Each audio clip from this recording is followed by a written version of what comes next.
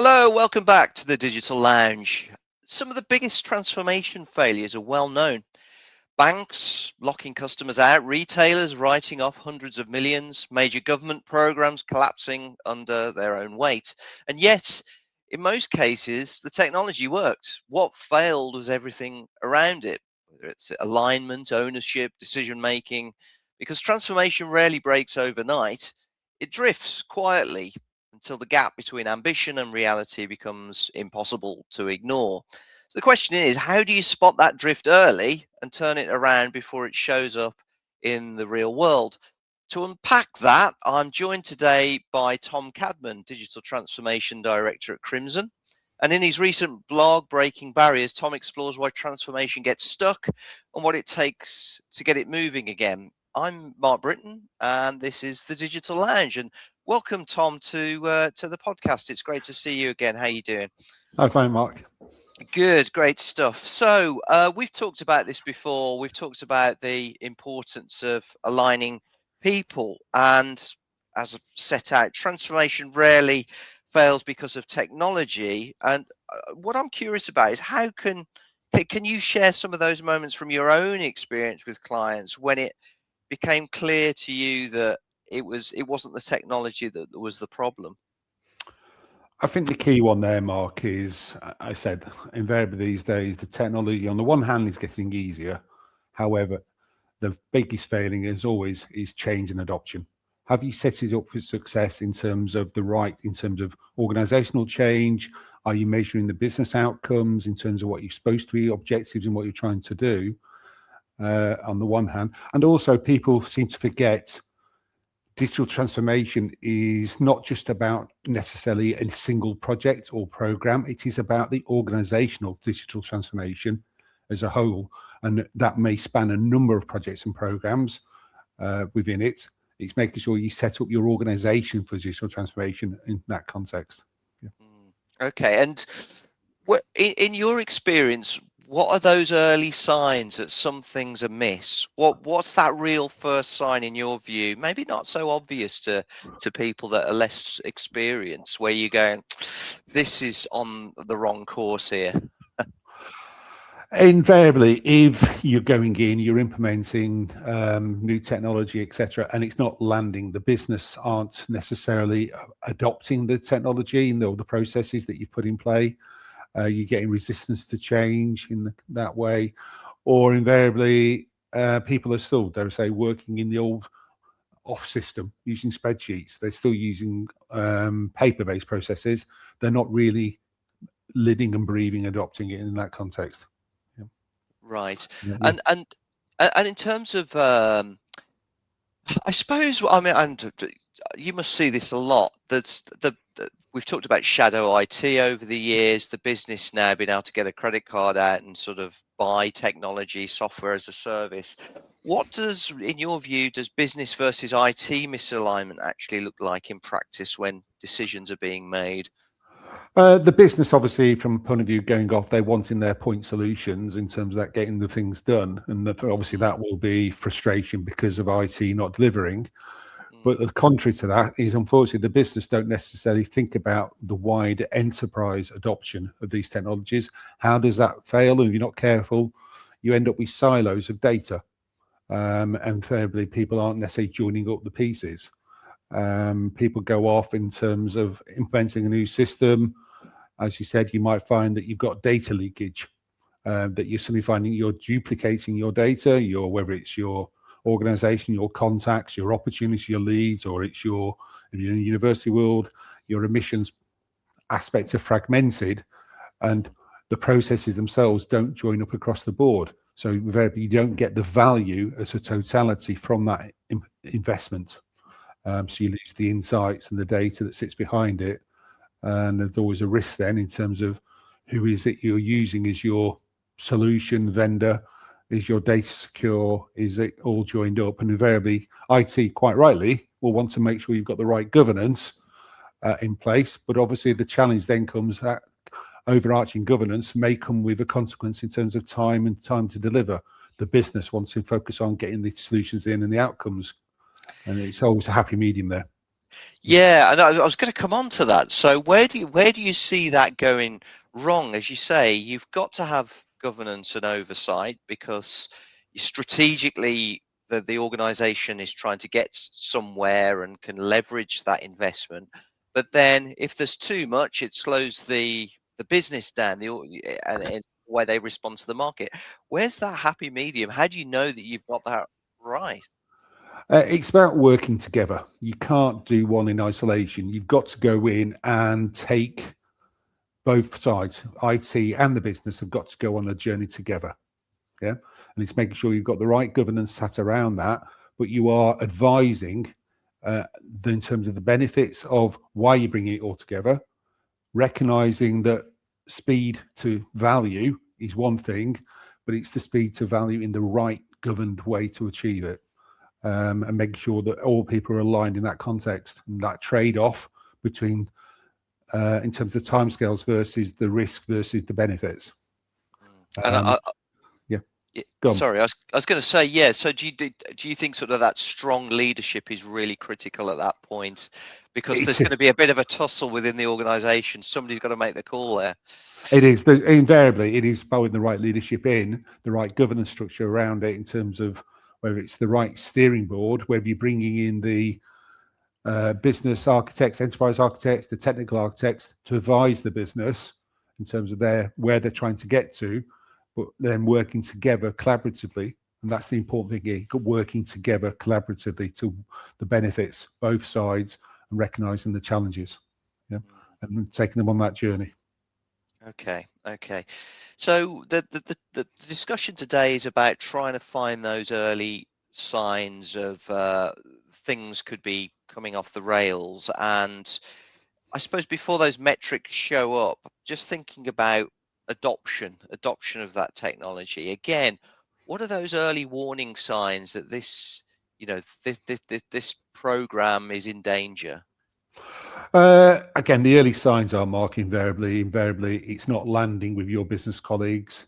As I said, they're going into their invariably still working in the old way. They're not adopting, if you like, the right processes, the systems you've got. And it's basically just sit back, make sure your original outcomes you're aiming for, you're achieving those, and make sure you're getting the early measurables around that in terms of the benefits. And then making sure you're doing the follow-ups to make sure you've implemented, but have you made sure you've gone back, spoken to your business colleagues, done the follow-up check-ins before you suddenly move on to the next phase? Invariably, we're all in this world of pace to deliver. We're all going off, we've done this new shiny toys, put them in place. We're moving forward onto the next set of deliverables, if you're working agile and sprints, whatever, but it's making sure you put the pause in there to make sure what you've delivered is being used and been adopted.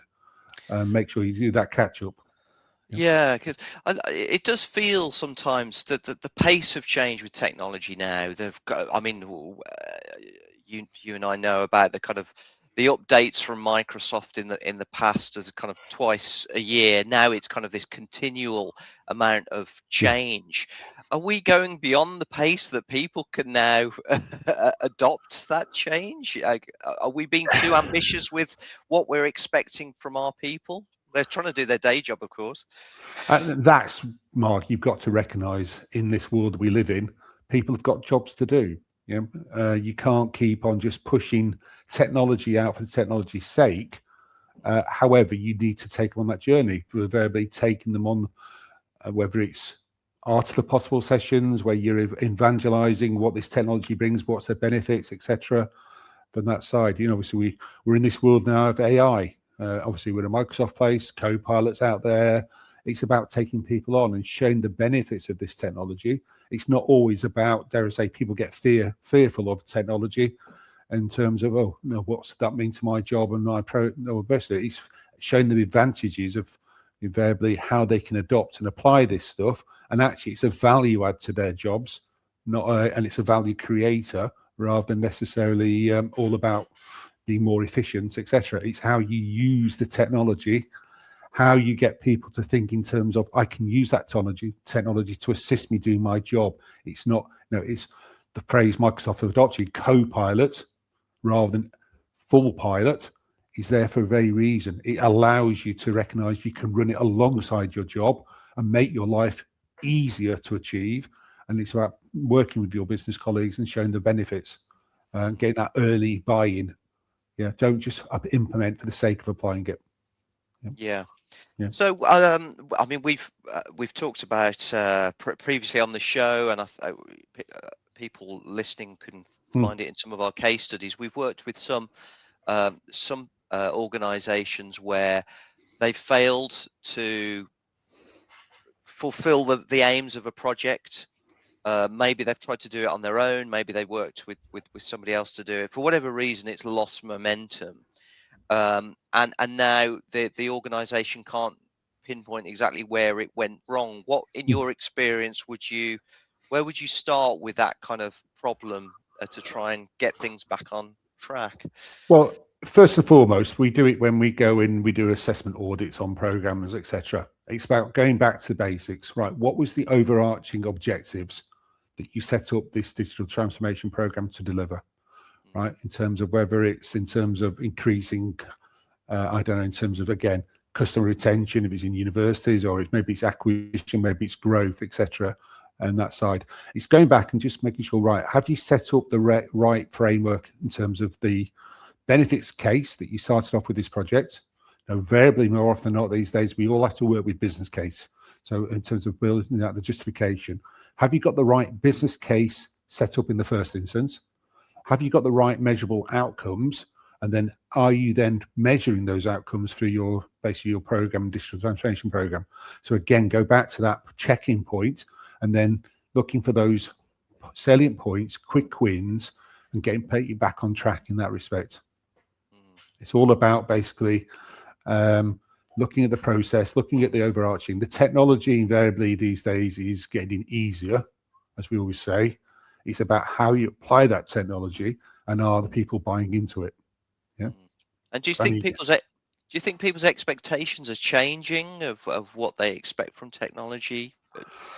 I think so. Invariably, you deal with a lot of organizations that are in different maturity curves, where they are. So it's obviously you've got to recognize that maturity curve of where they are, recognize the pace to change. Larger organizations, invariably a lot more rigor, a lot more change, but dare I say they're a bit like an oil tanker. Whereas you've got the newer startup organizations are very much like a speedboat, and it's how you provide that modicum of comparison to be able to deliver quickly, but in the right way, in the right governance way. But again, go back to that point. I keep going back to it. Are you delivering the outcomes you set out to achieve in the first instance? Most projects, Mark, or programs you set off, invariably, they're all predicated on three things. Yeah. How do I grow my business? How do I increase my revenue on the one hand? How do I underline create value in terms of the margins, the profits of my business? How do I become more efficient from that context? Or I've got regulatory controls. That means I have to do things to support my regulators, etc. on that side. So whether that means there's something coming in from the government, whether there's legislation, etc. from that side, I have to recognize those are the three drivers for any program.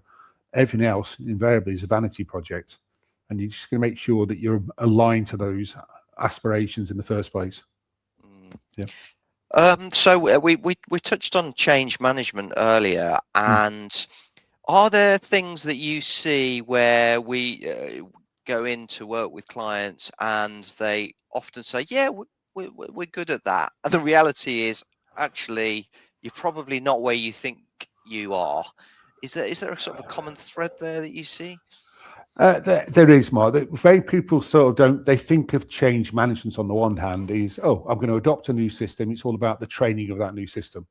Yeah. Right. Yeah. Actually, what they've not thought about is the organizational consequence of this new program you're doing. What does that mean in terms of how my business is structured? What does that mean in terms of how people's job roles are impacted and affected? I need to look at it all of that side. And then it's all about the stakeholder communications that underpin all of that side to make sure you're setting up for success at the beginning and managing the communication, the stakeholders that side. Obviously, there's ADKAR and POSIS and things like that out there that methodology that can support all these things. But it's about managing those aspects of it alongside the technology adoption. Now, we're all technologists. We think of it, oh, it's just implement a new system, new shiny bells and new tools. But actually, how do people use, adopt, and apply that? How does that process that you are, and invariably you are re-engineering processes, how does that new process align and get adopted across my organization? How does all the people that are involved in that process, how does that impact them, and looking at overarching across the board? And I said, that could be organizational change, it could be changing job roles, it could be, dare I say, people are doing different processes in the future or different roles in the future. How do you train them, not in terms of just the technology aspects, but how do you train them in basically what their new job entails in the future? So do you think it's sometimes the case that they haven't fully scoped out the scale of what they're looking to do, and would it be better for them to maybe narrow that slightly, but to allow for that extra work and effort around making that change stick? I think so, Mark. I think it's making sure you've considered the consequences of your program or digital transformation journey that you're on. How does that apply across my organization in a whole? Yeah. How does the technology land on the one hand, but how does that then meet and match to the people who are actually then using that technology?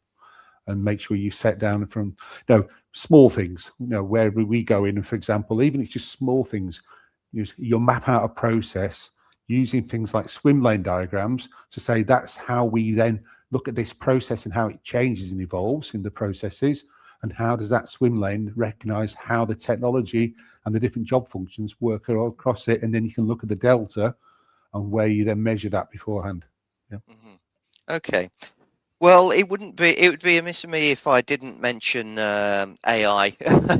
Well, you touched on Copilot earlier. So do you think some of those tools that are coming down the line remove some of the classic transformation blockers, or does it expose it more? Does it exacerbate some of the traditional problems? How do you see that changing that landscape? Obviously, Mark, we always talk around AI as a journey, yeah? But AI is a journey, whether it's agentic AI and how you use it, obviously putting in place the right, how you mine the right data. Have you got the right data that agentic AI is using? Make sure you've got your system set up, in terms of where is its sources of data coming from? How does that validate? How does that verify? And putting that governance around your knowledge management, as I call it, and making sure that you adopt the right technology, that you're suddenly not exposing your business assets outside your organization that you want to mine in your AI journey and utilize it. That's one side of it. Obviously, the other one in terms of this world, how do you think about transformation working where I can use AI to help in my transformation? Yeah. So invariably, I can use it to reinforce learning.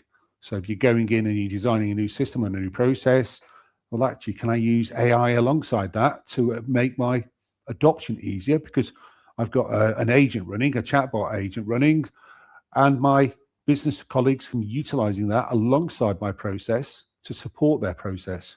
Whether it's deflecting inquiries coming in or customer service inquiries coming in, you can deflect. How do I reimagine that process so that actually my end customers can use, whether it's chatbots, where they can use invariable outside, you can help them in terms of that. I call it tier 0 deflection problem. How do I then use those AI and agents to support my tier 1 teams or tier 2 teams, where they're actually going in and utilizing it themselves to reinforce? If they get a customer service case and it's escalated to them, how do I reinforce, look at my information internally, bring it to life, and helps me resolve it quicker for the customers? How do I reinforce that? And then that journey, then, how am I reinforcing that knowledge management in terms of keeping it up to date? How do I validate it? Make sure it's basically informed, relevant, and to the queries that we're asking. I need to keep that continual cycle of keeping my knowledge up to date and validating it. It's not about just putting it in. You need to make sure you're on a journey here. Knowledge is king, as they call it, but that's an organization's knowledge. It's not just think AI is going to do it all. You're going to say, oh, I know we're using Copilot, but I'm going to throw in ChatGPT and it's going publicly mining the web for everything. You need to think about your organizational assets and how you bring that to the life. Yeah. Brilliant. Tom, it's great to have you here again No, on the Digital Lounge. I appreciate you're a busy man out and about helping lots of clients. So thank you yeah, for taking the time to join us today, Tom. We'll no problem. see you again on the Digital Lounge. Thank you. Very good. Cheers, Mark. Okay, Bye. see you soon. Well, if any of that's resonated with you today, I'd invite you to book a free discovery call. It's only 15 minutes. Have a chat with one of our consultants. They can help you explore not only your particular problem, but we do have access to Microsoft funding often for proof of concepts, so they can signpost you in the right direction to get your project, however that may look at the moment, set off on the right footing and successful. So if that's something that's of interest to you, just Google Crimson Discovery Call. You'll find the right page from there, or you'll find it at crimson.co.uk too. So with that, we'll see you soon again on the Digital Lounge. See you soon. Thank you. Bye bye.